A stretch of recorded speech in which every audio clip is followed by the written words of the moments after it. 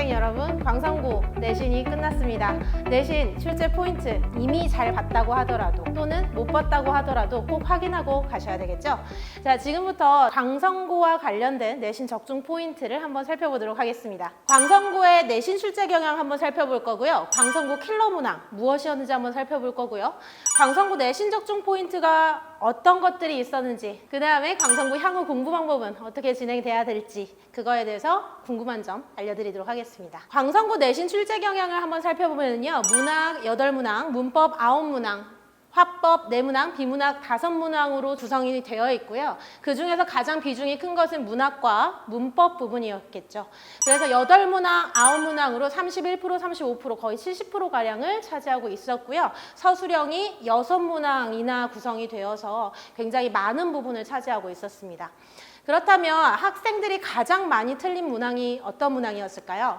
자, 첫 번째로는요, 문학 지문 중에서 6번 문항 외부 지문이 추가된 문항이었습니다. 두 번째로는요, 비문학에서 7번 문항이 있었는데요. 단 하나의 단어, 자조적이라고 하는 말, 그 말을 몰라서 틀리는 친구들이 굉장히 많았습니다. 화법은 서술형 4번, 그 4번의 내용을 제대로 썼는지가 가장 관건이었고요.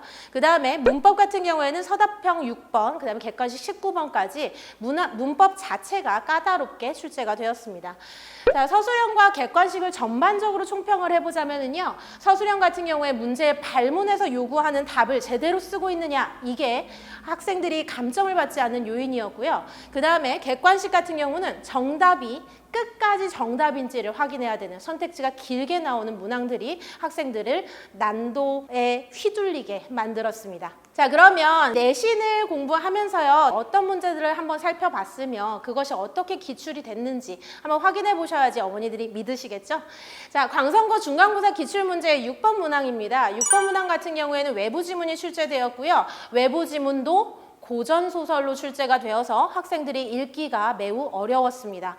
이 문항 같은 경우에 작자미상의 정수정전이었는데요. 사실 저희는 이미 진행을 했습니다. 저희 3주차 추가 자료인데요. 이 외부 지문 관련해서요. 박시전이라고 하는 학습활동에 나온 외부 지문이 있어서 이 지문과 관련해서 아마도 여성군담 소설 같은 경우가 외부 지문으로 나올 수도 있어 얘들아 라고 말씀을 드렸고요. 그 다음에 여기에 정수정전이라고 한번 언급이 되어 있죠.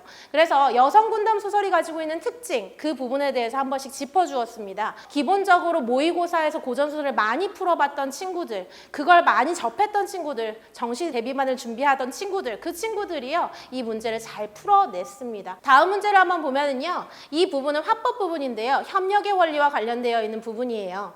이 부분에서 A와 B와 C의 적절한 답을 적는 것이 서술형 문항이었습니다.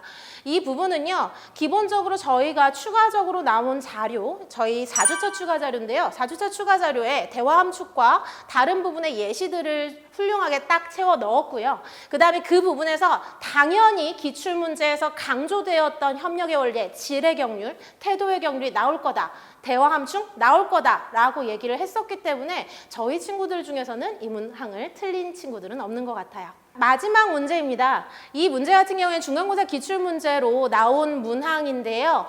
해당되어 있는 내용을 변형하여 작성하고 그 다음에 이게 직접인지 간접인지를 구분하는 문항이었습니다. 사동, 피동 같은 경우에 지금 원래는 교과서 자체는 피동만 나와 있었고요. 사동이 올해 추가가 되었는데요. 추가가 되면 당연히 그 문항은 크게 많이 출제될 수밖에 없기 때문에 해당 부분에 대해서 친구들에게 강조하였고, 그 다음에 저희 클리닉지죠. 저희 클리닉지에서 그 예시가 그대로 출제가 되면서요. 밑에 나와 있는 간접인지 직접인지까지 다 분석할 수 있도록 문제를 풀어봤다는 점에서 친구들은 이 문항을 틀리면 안 됐겠죠. 여기까지가 기본적으로 제가 적중한 문제 중에서 가장 중요한 문제, 학생들이 어려워했던 문제고요. 그러면 광성고는 어떤 것들이 기출문제로 또 서술형 문제로 출제가 되느냐를 정리해 드릴 건데요. 이 부분을 보시면 윤동주의 자화상과 이육사의 절정이라고 해서요. 학습활동의 문제입니다. 학습활동의 문제는 반드시 서술형으로 출제될 거라고 생각하고 계셔야 돼요. 두 번째로는요. 기존의 학교 기출문제에서 조금씩 더 매년 심화되고 있습니다. 어머님들 기출문제 정말 중요해요. 학교 출제위원이 바로 선생님이십니다. 그래서 그 기출문제를 다시 한번 그랬다면 이 문제들은 쉽게 해결할 수 있었겠죠.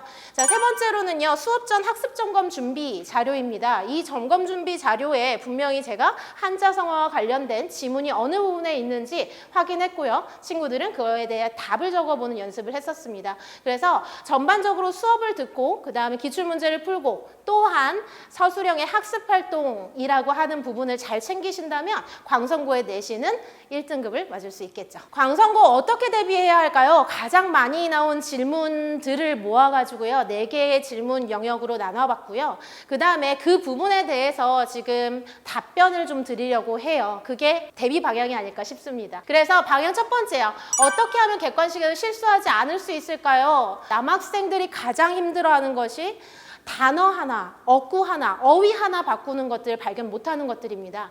그래서 객관식의 선택지를 끝까지 보는 연습을 하셔야 돼요.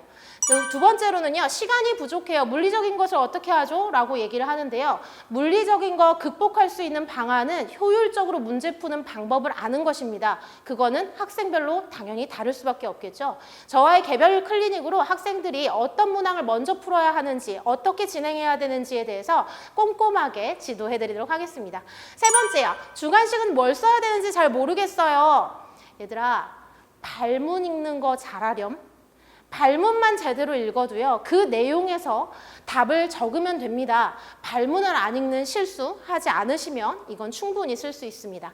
네 번째는요. 다 맞았다고 생각했는데 너무 많이 틀렸어요. 뭘까요? 라고 하는데요. 솔직히 말씀드리자면 국어를 꾸준히 하지 않은 이라고 생각할 수 있을까요? 국어를 꾸준히 하셔야 됩니다. 국어는요, 수학과 같아요. 꾸준히 했을 때 느는 부분이 분명히 존재합니다. 단, 수학과 다른 점은 시간이 조금 더 많이 걸릴 거예요. 그래서 그 부분에 대해서 포기할 시간 아닙니다. 내신 접을까요? 하지 마세요. 개별 클리닉으로 다시 한번 관리해 드리도록 하겠습니다. 1학년 때까지는 절대 내신 포기하시면 안 됩니다. 여기까지 해서요. 지금 광성고 어떻게 대비해야 될까요?에 대해서 개략적인 답변을 드렸고요. 마지막으로 저희 내신 수업은 어떻게 진행되는지로 마무리 짓도록 하겠습니다. 내신 수업은요. 1차적으로 지난 기출문제 및 학교 진도, 학습지를 바탕으로 수업을 진행을 하고요. 해당 부분에 대해서 전주에 배운 내용을 클리닉으로 점검합니다. 수, 목, 금, 토, 일. 학생들이 올 수 있는 시간에 맞춰서 그 시간에 온다면 그것에 대한 서답형, 서술형, 객관식 문항을 확인하면서 학생들이 부족한 부분들을 체크하고 저에게 피드백 받을 수 있습니다. 세 번째로는요. 완벽하게 만들 수 있도록 과제가 제시됩니다. 과제는 너무 많지도 딱 학생들이 효율적이게 풀 수 있는 정도 문제만 주어집니다. 네 번째로는요. 매 시간 시작 시간에 그때 보는 문제 복습 테스트가 있고요. 그 다음에 마지막 전주차에는 기출문제를 실시간으로 친구들과 함께 풀어보면서 자신이 틀린 것에 대해서 자신의 시간 조절에 대해서 다시 한번 생각해보는 클리닉이 진행이 됩니다. 해당 부분까지 모두 다 챙기신다면 이번에도 만점 가능하겠죠? 자, 여기까지가 광성고 내신 대비 적중 포인트였습니다. 감사합니다.